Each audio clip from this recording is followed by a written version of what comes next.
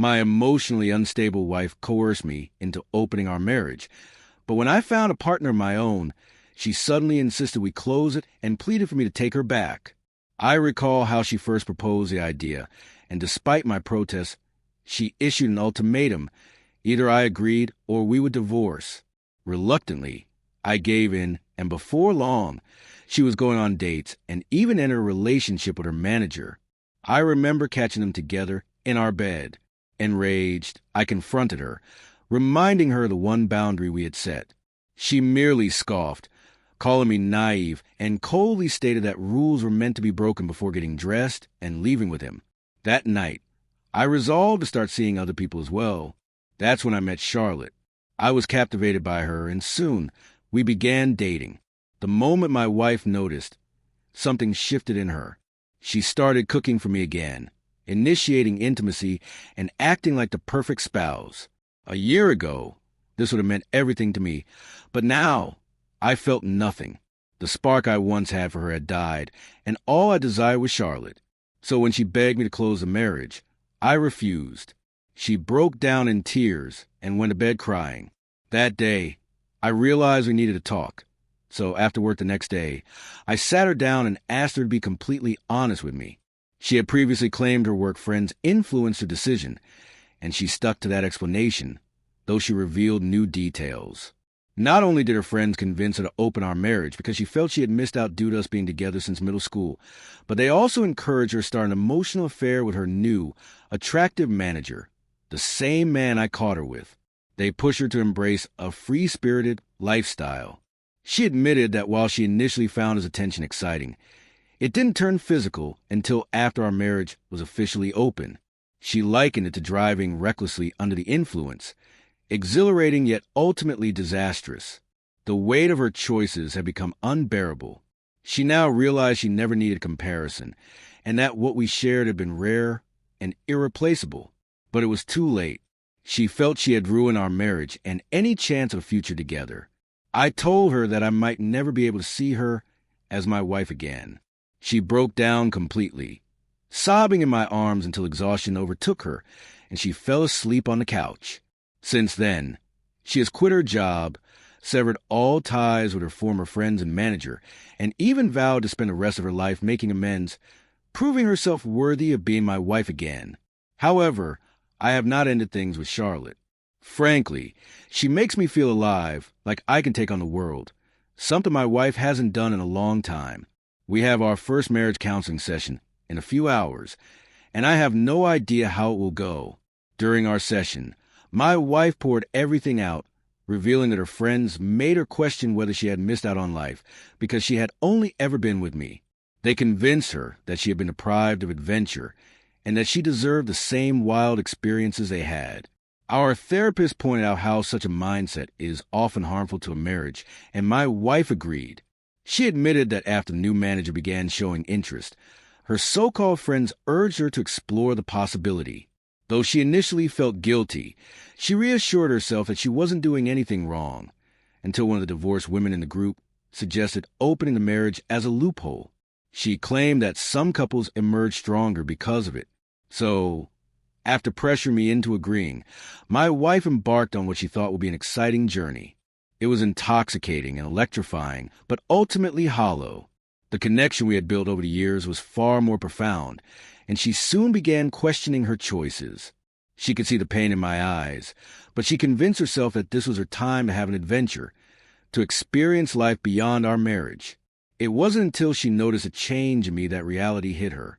She had assumed that as I went on dates, I would gradually accept the arrangement. But everything changed once Charlotte became a consistent presence in my life. Suddenly, I was smiling for no reason. My face lit up whenever I got a text, and I would leave the room eagerly to take calls. That was when my wife felt an inexplicable dread creeping in. She began having panic attacks, but couldn't understand why. Seeking guidance from her friends, she was reassured that my reaction was perfectly normal in an open marriage. However, when the same divorced friend who had first proposed the idea remarked, "It looks like his lover makes him happy," it finally dawned on my wife. The horrifying realization that another woman, not her, was the one bringing me joy nearly made her collapse. She begged her friends for advice on how to win me back, but they dismissed her concerns, saying, "If you couldn't handle it, why did you open a marriage in the first place?" At that moment, she recognized these people for what they were, destructive influences who had jeopardized our marriage. Since then, she has been relentless in her efforts to fix what she broke. But I held back in therapy, only disclosing that I was still involved with Charlotte. The therapist pointed out that no resolution could ever be reached as long as my lover remained in the picture. We scheduled another appointment for the day after tomorrow. The counselor mentioned that it was uncommon for someone to remain with their initial choice for this long, and implied that any storm could be endured. Our next session is scheduled for tomorrow. Update 2. I have since relocated to my brother's apartment. During our second counseling session, I confronted my wife with some difficult questions. First, I asked if she was certain that nothing physical had occurred before we opened our marriage. She averted her gaze and pleaded with me not to force her to say it. She said that once she voiced the truth, it would shatter everything between us. But after persistent questioning, she finally admitted it. She had knelt before him in his office and performed oral sex. I was absolutely stunned. She started trembling, hyperventilating, and even had snot running from her nose as she sobbed and apologized profusely. Even the counselor appeared visibly shaken, wearing an expression of disbelief. My wife dropped to her knees, clutching my legs, weeping and repeatedly saying how sorry she was. I then asked her what had changed her perspective of him. She confessed that as she began distancing herself from the entire group, his behavior toward her shifted. One evening, as she was leaving a meeting, she overheard him talking about her to a male colleague. He bragged that he was astonished by how easy it had been to seduce her, claiming she was proof that the quiet ones can't be trusted. When his colleague asked if he genuinely liked her, he laughed it off, calling her nothing more than a temporary amusement. He admitted that he had no intention of leaving his fiancée and that this was merely an indulgence, something to get out of the system. He even mentioned feeling sorry for me, but ended with, "You snooze, you lose." Realizing that she had been nothing more than a fleeting distraction to him, compounded by the fact that she had betrayed me for a shallow thrill, she spiraled into despair and even contemplated taking her own life. She said she left work that night and vomited in the parking lot. I asked her if she had ever loved him and whether she had stopped loving me. Through tears, she looked straight into my eyes and swore she had never stopped loving me, that he was merely something different. She thought it was love, but now understood how foolish she had been. Clutching my arm with surprising force, she insisted that she knew she had ruined everything but that she missed us. Missed the connection we shared before all of this. She even suggested that we move away together and start anew, just the two of us, as it was meant to be. I told her it wouldn't be fair to my lover, and that I needed time apart to process everything. At those words, she had a complete breakdown, sobbing uncontrollably and speaking incoherently. She clung to me as if I were going to vanish. It took both the counselor and me some time to calm her down. The counselor eventually persuaded her that perhaps time apart might help us heal. When we returned home, I began packing. My wife received a video call on her laptop. It was one of her former friends, crying hysterically. She revealed that after my wife resigned, she had begun an affair with the same manager. However, when she had a pregnancy scare, he completely turned on her, treating her with cold indifference. To make matters worse, she had a boyfriend with whom she had envisioned a future. The only reason she had entertained the affair was out of curiosity.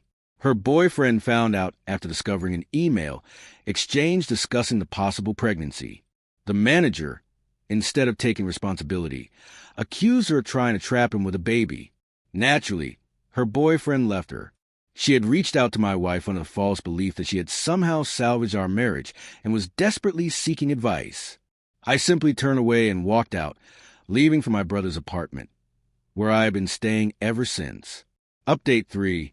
It turns out that the former friend was indeed pregnant. However, the stress of losing her boyfriend and the humiliation from the affair caused her to miscarry. In her devastation, she unleashed absolute fury on the manager. She exposed him to upper management and his fiancée, who immediately ended their engagement. She later contacted me, wanting to hear my side of the story since she was gathering evidence against him. She insisted on meeting in person, and I agreed. The moment I saw her, I knew she was utterly shattered. Dark circles under her eyes and reddened irises made it clear she hadn't slept and was tormented by her own thoughts. She thanked me for agreeing to meet and instantly apologized for her role in my wife's infidelity. She had reconnected with my wife and learned that I had moved out. She refused to shift the blame and wanted to take full accountability, which is why she had requested to meet face to face. I acknowledged her efforts, but asked why she was going such lengths. She admitted that losing both a child and the love of her life had fundamentally changed her. She confessed that she could hardly look in the mirror without feeling disgusted, and that every time she closed her eyes, all she saw was a look on her ex-boyfriend's face when he found out the truth.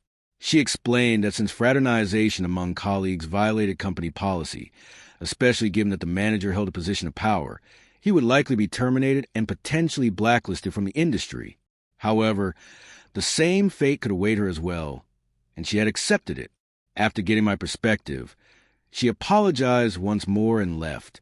I needed to retrieve a few belongings from my former home, so I chose a time when I assumed my wife wouldn't be there. Unfortunately, she was. What surprised me, however, was the sight of our wedding photos and other pictures spread across the coffee table. She had been staring at them when I entered. When she saw me, her eyes were swollen from crying. She attempted to embrace me, but I gently pushed her away. She then offered to make me lunch, but I declined, telling her I wasn't staying long. She insisted that she had something to show me. She pulled out her phone and revealed a message from her former manager, sent from a new number, as she had blocked his previous one.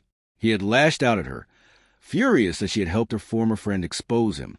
She had believed that by bringing everything to light, she could strip the secret of its power and perhaps give our marriage a fighting chance. I told her that I respected her courage in doing that, but it didn't change anything between us. I also informed her that I was discontinuing marriage counseling, but would continue with individual therapy instead. Tears welled in her eyes as she softly wept and said she understood. I know I'm supposed to feel either relief that she finally took action or fury that it took this long, but instead, I feel nothing. This emptiness isn't normal, which is why I need to address it in personal counseling rather than couples therapy. At my brother's suggestion, I have also consulted a divorce attorney, just as a precaution. As of now, I have no real desire to fight for this marriage, and my wife seems to sense it. Before I left, she desperately tried to initiate intimacy. When I refused, she snapped and screamed, demanding to know what Charlotte gives me that she can't. Her voice was so loud, I'm sure the neighbors heard. I shook my head and simply told her, if you still don't understand after everything that's happened, then it's clear where this marriage is headed. And then I walked away.